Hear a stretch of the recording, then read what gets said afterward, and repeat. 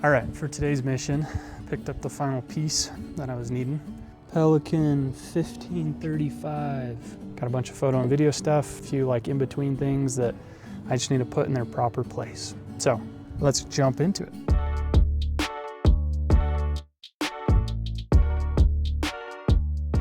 We've got this first case, 1485. I'm thinking GoPros, the Osmo, like some casual stuff is the new guy. 1535 Pelican Air. All things photo was my plan. Lenses, body, and also including like a set of flash. This is going to be video gear. So I've stuffed in a bunch of lights already, and then I'm gonna kind of like reorganize where the video portion of stuff will be. This has kind of been a little project that I've been working on that I want to talk more about, but it's a vintage Leica R set. These things are sweet, little primes. I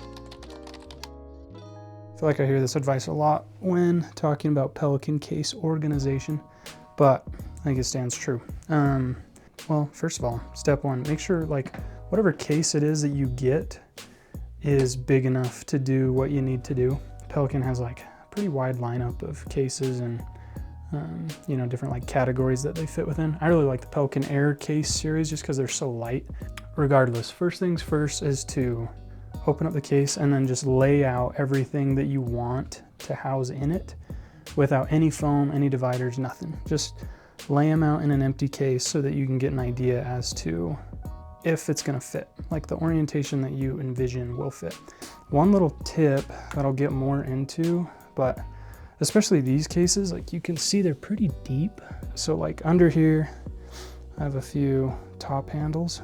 So I'm gonna do a little foam cutout insert thing where I can slide those handles into, and then on the very top, I'll put this base plate rod. So I'm hoping to utilize as much space vertically as I am kind of like horizontally. Probably just gonna run through all the cases with the TrekPad cutouts, TrekPak cutout little divider system. I really like them. I think they're slick. Yeah, TrekPak, here they are. They come with these little guys. So kind of a cool system that you can just push them in there, pull them out. You can, you know, we'll get into it, more divider stuff. Probably do another time lapse and get into it.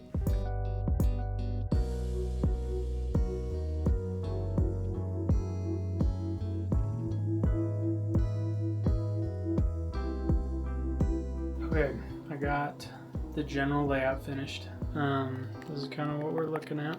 Power, filters, and I slipped that XLR cable. All things mic, Rode mic, XLR, and the little 3.5mm cables. Camera body, wooden side handle from 8sin, duster, follow focus, monitor mount, side handle, base plate, top handles underneath, monitor, V-mount, cables for power stuff. As you can see, some of them are like buried, where I'm gonna take some foam that I bought, cut it out with a hot knife, and then I'm gonna kind of like add tiers to the case so that it's not just straight down to the floor. Ideally, it'll raise this handle so that, yeah, things are just easily accessible. I'm gonna move over to this photo case to basically do what I just did with the video. Here we go.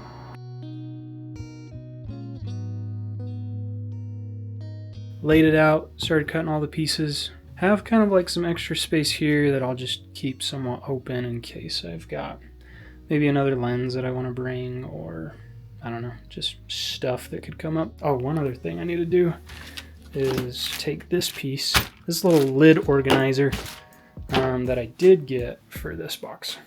Like a little double-sided adhesive. Slap it there. Little screws. Oh, looks like a little Phillips head. Probably 2 parts. Put the adhesive and screw it in. So we're gonna do that.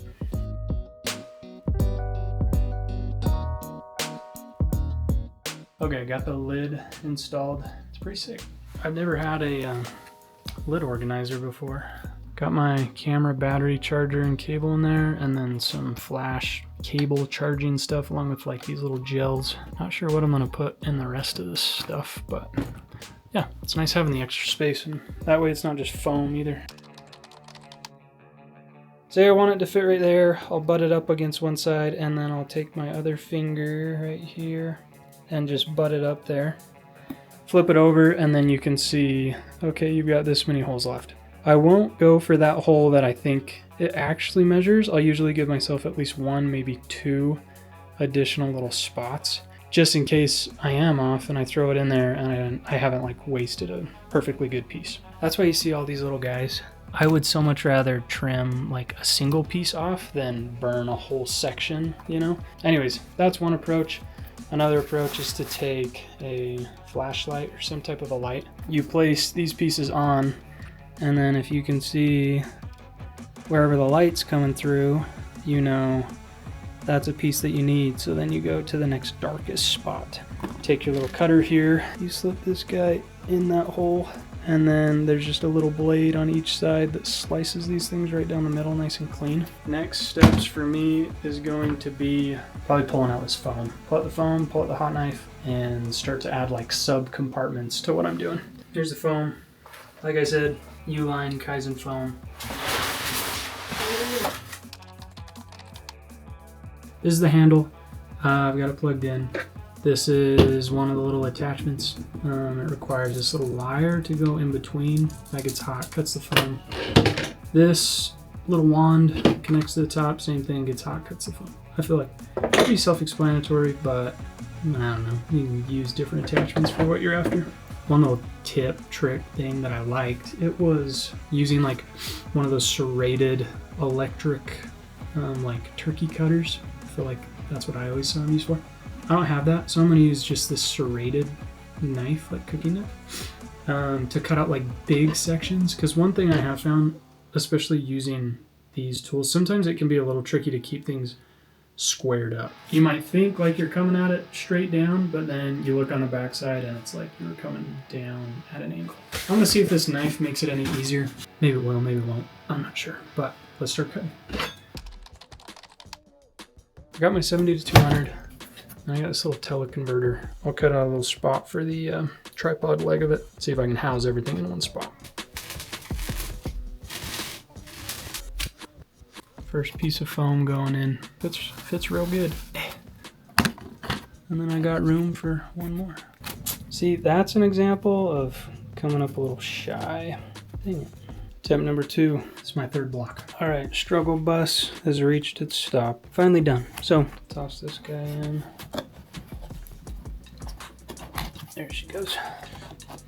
And voila.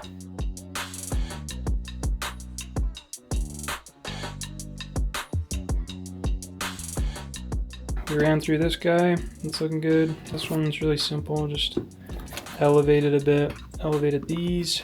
Elevated that stick. Elevated these slightly. This flash stuff. We got the trigger. And then we got a little diffuser. The light itself fits on really nicely. That is where we're at with the photo case. I'm stoked. Let's do foam cutouts for the big boy.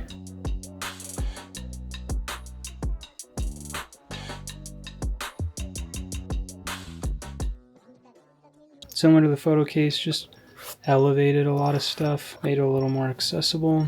This base plate thing, if you lift up, little finger holes, lift that, there's the top handles. So, tons squished in there, which I'm stoked on. I'm gonna call it quits for today, but we will regroup when we finish those other cases. So, all right, we're on like day 3 of the Pelican case build outs. Got a lot done the first day. Worked on a little bit more the second day for those Leica R lenses. And while I was working on those, I kind of ran into this issue of like not keeping the foam super square with the cuts. For smaller chunks, my like, you know, less than awesome setup worked, but as I was doing those bigger chunks, I was having a hard time making sure that, you know, everything was square. So I went ahead and bought this guy, Proxxon hot wire cutter. So that'll just keep everything nice and square. Assembled, ready to go. Let's see how she goes. You can see how that angle is just not quite square. So let's push this bad boy through and, oh wow. Dang. And then flick that off. Yeah, that's awesome. That is going to make my life so much easier. Nice and smooth. Sick. Well worth the purchase. In addition to this Kaizen foam cut kit. I'm thinking it'll have everything I need between these two things to really kind of elevate what I've been doing thus far. One thing I noticed when cutting, the blade is pretty thick. Like it's just not able to make as precise of cuts as I would like. This is what it comes with. Long nose marker, Kaizen knife, their thin one. Just a good old fashioned Kaizen knife. Couple of replacement blade. You got this guy. And then you give it a little twist. And boom, you got perfect little finger holes. All in all, I think between all these different little pieces, I can elevate how well I've been able to create these phone cases. All right, quick recap on the tools. I used them, I loved them. Used them for the action cam run and gun case, and I feel like that case turned out the best out of all the cases, which is kind of funny considering like the photo video cases is probably the cases I'll use the most. But regardless, stoked to have those tools, stoked to use them more in the future. And they beat a serrated culinary knife and a pocket knife. So who'da thunk? But in addition to the run and gun case, I also finished the Leica R case. Didn't have the hot wire cutter and the Kaizen foam kit for that. As it sits right now, it'll do the job. It'll keep them safe. All in all, really excited with how the project came together.